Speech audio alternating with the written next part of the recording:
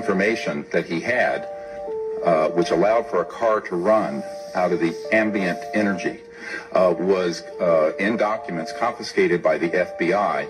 And I have a Department of Defense document demanding that the FBI turn these over to the DOD. The FBI refused. At any rate, science continues because the laws of the universe are in fact universal, and they can be discovered here or around Alpha Centauri or any place else in the cosmos. By 1928 and 29, T. Townsend Brown, as well as the Kolosky-Frost experiment in physics in Germany, had determined that VHV, very high voltage systems, done in a certain resonant field, could result in so-called electromagnetic-gravitic effect, the lifter effect that has been described that you see in UFOs. They also can create what's called a space-time bubble around an object so that you can correct for 1G. This is how these objects are traveling at multiples of what any aerodynamic physics would describe, and can make right-hand turns without killing the occupants. Around this same time, there was, in the 1940s and the late 1930s, a number of UFO sightings. This included the so-called Foo Fighters. Yes, it's a famous rock group. However, the Foo Fighters took their name from the reports of these objects seen in the theater of World War II that were flying around our aircraft. We thought it was a secret weapon of the Nazis. The Nazis thought it was a secret weapon of ours.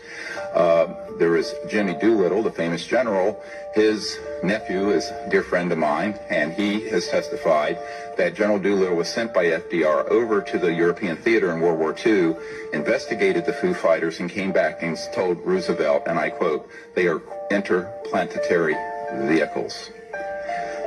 So by then, there began a classified program, and which was augmented further by events, as mentioned, in 1941, and then, of course, the famous Roswell event. Those events led to, as Philip Corso describes, a reverse engineering program. As you all know from the famous Wilbur Smith document of 1951 from Canada, it talks about that flying saucers exist, but there's a high-level team headed up by Dr. Vannevar Bush that is studying the, quote, modus operandi of these vehicles.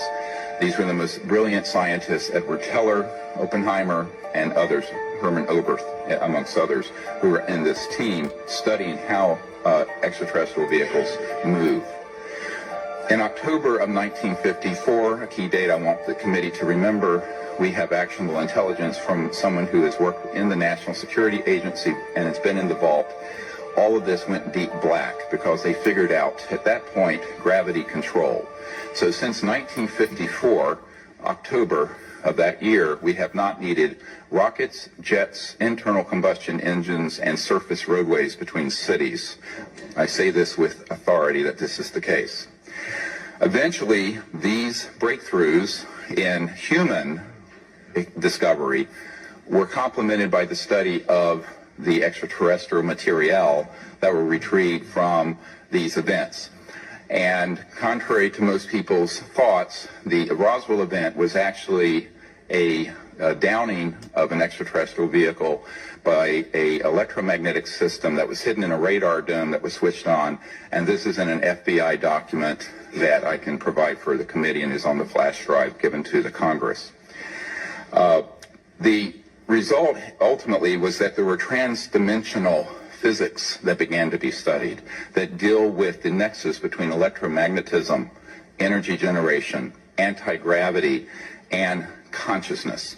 And we have discovered that there is a nexus and that, in fact, there are electromagnetic systems that have been developed that can interface directly with what we call coherent thought, the same way that you can interface with a system with lasers, which is coherent light, where you sync up all the wavelengths. Ultimately, these breakthroughs were paralleled with amazing developments in the biological sciences and the experimentation with cloning. And this began many years earlier than was reported from Dolly the sheep in Scotland. This goes a little beyond, I think, what this committee wants to look into. However, you need to understand that the technologies that we have, and we were discussing, are not theoretical. We have actionable intelligence that any committee in Congress or executive action can find regarding current operations. And I just want to go through a list of them very quickly of these facilities and corporations for which we have witnesses who can be subpoenaed by the committees of the Congress. This was developed at the request of Congressman Christopher Cox of Orange County, and with whom I met, and was later further developed for the briefing that we put together for President Obama. These facilities are the Edwards Air Force Base and subsections where on at the dry lake bed where the Lockheed Skunk Works operations, Haystack Butte, China Lakes, George Air Force Base, and the closed Morton Air Force Base, where an anti-gravity device, so-called alien reproduction vehicle, for which we have the schematics, was seen by Frank Carlucci and others on our witness team. Tabletop Mountain and Blackjack Control. The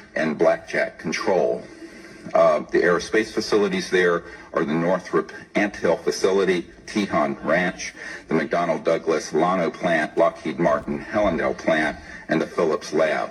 At the Nellis Air Force Facility, so-called Area 51, no one calls it that. There's S4 and S12, Pahoot Mesa, Groom Lake, and a number of sub-facilities. The most important facility is in Utah, near Provo, the Dugway Proving Grounds, all of which is underground, and the airspace above it is classified. There are no roads into this facility. The New Mexico facilities include Los Alamos National Labs with underground connectors to the so-called Dulce area where the biological work is being done, and Kirtland Air Force Base. And the complex there includes Sandia National Laboratories, Phillips Labs, Manzano Mountain Weapons Storage Facility, Coyote Canyon, and the White Sands Complex. In Arizona, near Fort Huachuca, which is Army Intelligence Headquarters, there is a UGB underground base where one of our witnesses, who will testify, worked on 9 separate extraterrestrial vehicles that had been down through advanced electromagnetic pulse weapons, and there are several different species of extraterrestrial biologicals stored at that facility. The other facilities, and this goes on, include a special compartmented area of Cheyenne Mountain, where we have witnesses in our team who can be subpoenaed, where we have tracked extraterrestrial vehicles in our solar system that were measuring 26 miles in diameter. There are also facilities in Australia, a key one being Pine Gap, the so-called Alice Springs facility, which is mostly a U.S. Air Force facility, even though it is in Australia. I recently talked to the Deputy Prime Minister of Australia about this. Also, the Redstone Arsenal and the Marshall Space Flight Center. We have a scientist at the Redstone Arsenal who works under contract for IT&T, who have developed these transdimensional systems. He was under contract with my project to bring these energy devices out, and he was then threatened by a former CIA director and what I call the goon squad that went down there 3 years ago in March. This is just part of the information we have, and this information is on the flash drive given, then that you're all welcome to review. Thank you.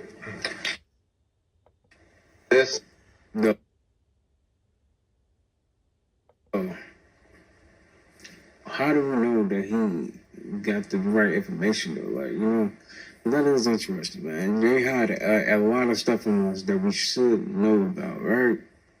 Some of the stuff we don't know about, and they just hide it from us, man.